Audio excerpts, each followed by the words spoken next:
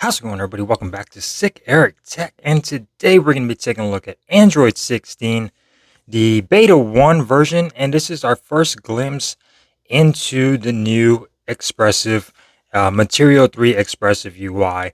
It's not fully complete, but this is giving us a little taste of what's to come.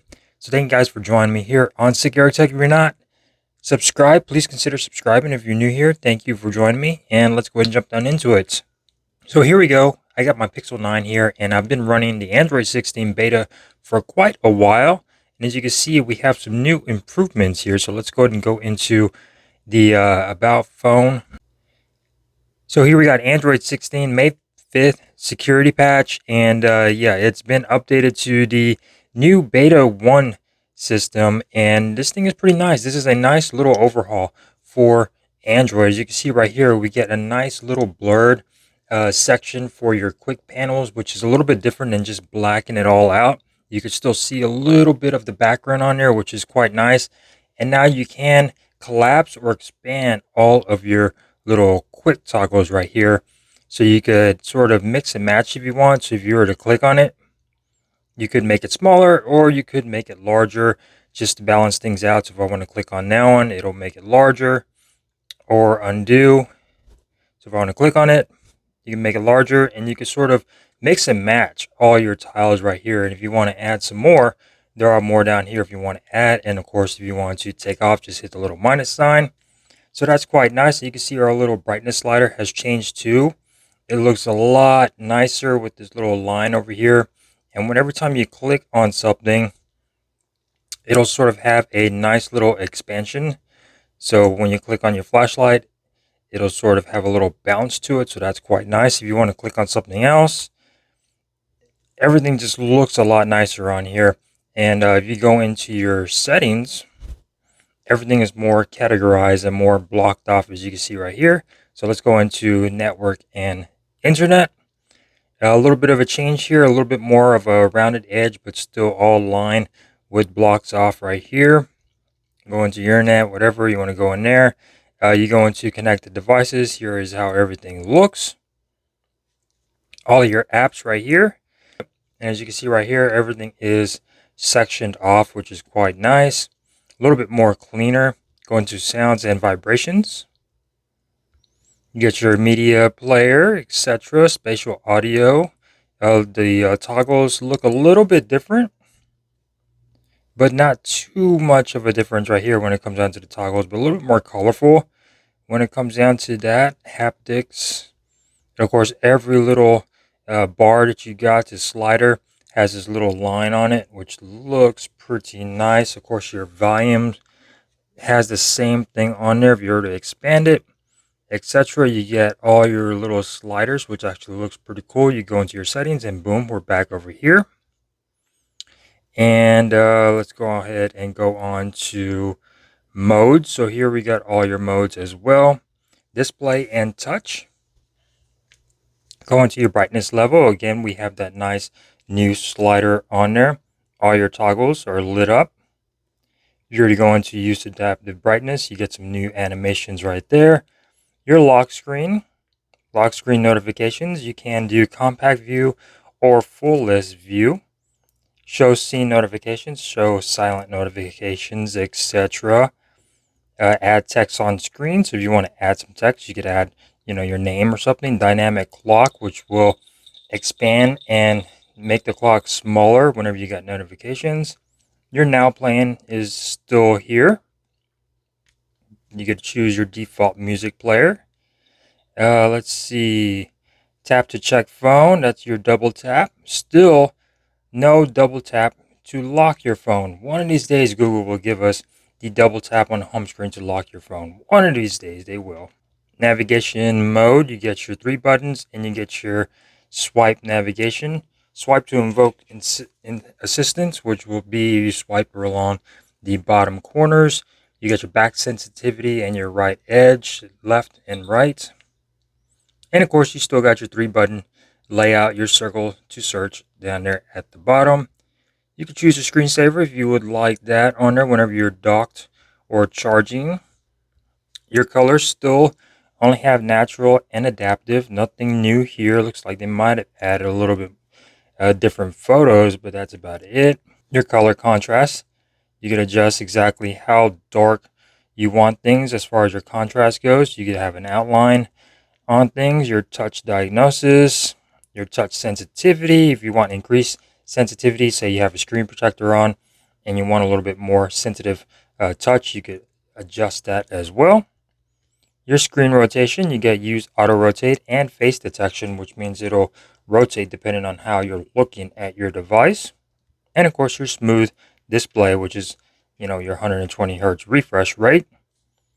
So now we got wallpapers and styles over here. So we still get the same clocks, but you can adjust it. So like here's the first clock, which is the only one you could adjust. You could adjust the thickness. So if you have it swipe down all the way over here, you get more of a longer, bolder font. And then you just keep swiping a little bit more. It starts to get skinnier. And then you keep swiping. Now it's getting a little bit wider and thinner. So this is the only one that you can adjust when it comes down to that. You still get this bubbly one, which you cannot adjust.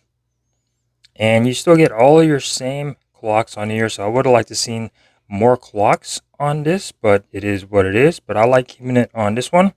And then you also have your color, which you could adjust as well. So if you want to adjust your color saturation, you can do that as well.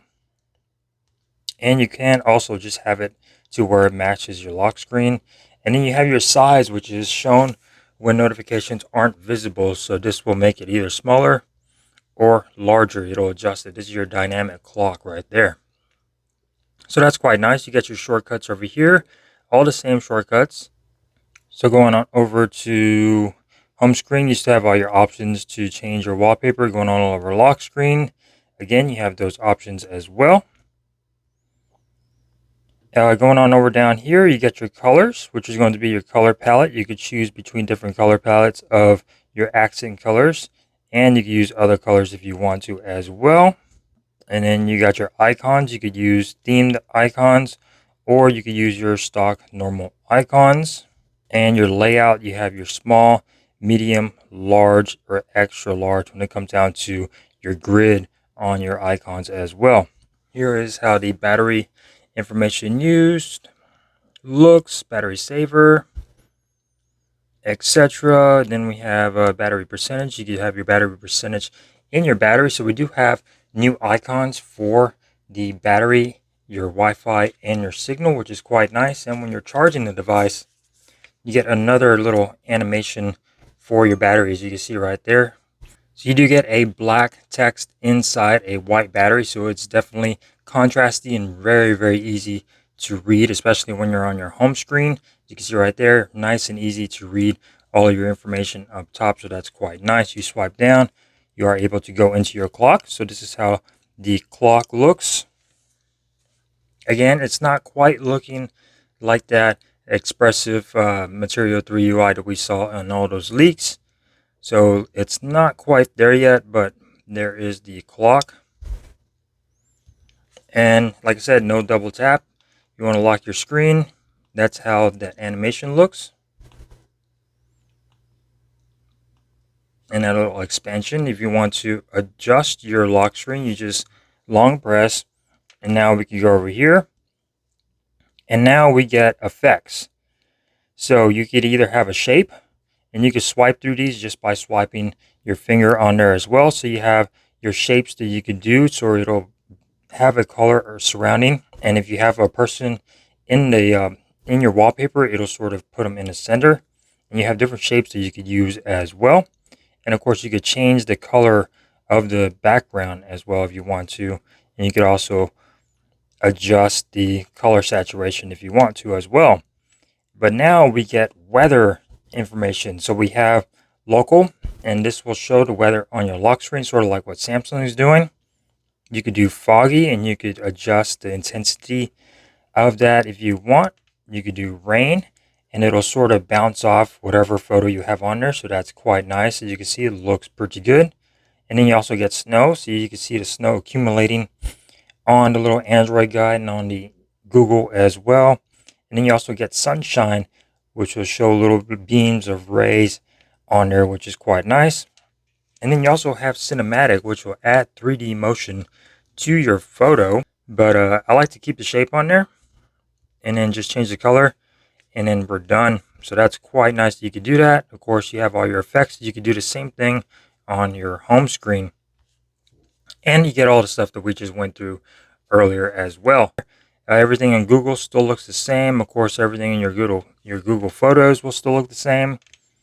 Your camera app still looks pretty much the same for the most part. When you go into more settings, nothing has changed there. All you get your older toggles right there. So, like I said, this update is not quite complete, but it is getting there. So yeah, that's pretty much everything that I see with this change of the Android 16, looking very promising, and I'm definitely liking it.